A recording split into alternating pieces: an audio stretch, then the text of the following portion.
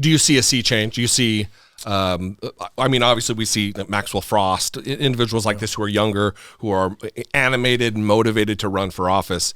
Are you seeing younger people coming to you like, hey, how'd you do it? Yes, I do see it and I do feel that, but it's tenuous. You know, it can go either way on any given day.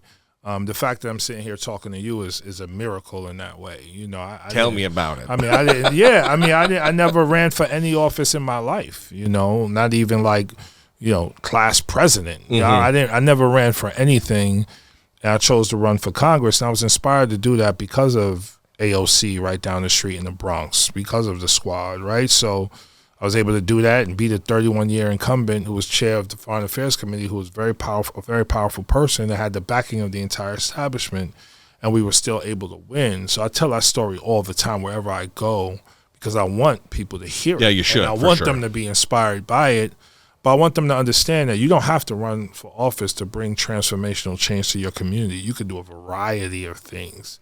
You know, community organizing around the most important issues you care about, become a teacher, which I selfishly always push people to do because of my background in education.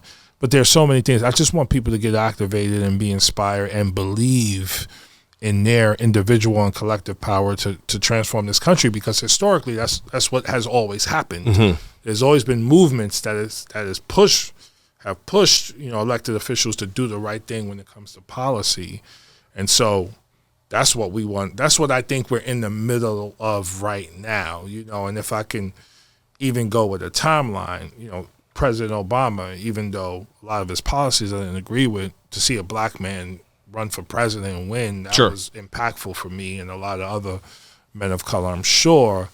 But then after him, they'll see Bernie's campaign. That was really inspirational, how he, you know, really centered economic inequality in our nation as like the central problem. That was very powerful, and that evolved to the squad in 2018, which evolved to me and Corey in 2020, which now we have, you know, Maxwell and Delia and Summer and Greg Kassar and so many other newer members who are just more progressive, like just in general, because that's what happens with younger people and newer people. Like they tend to be all about like, okay, what the country needs now, not what the country needed 100 years ago. Yeah.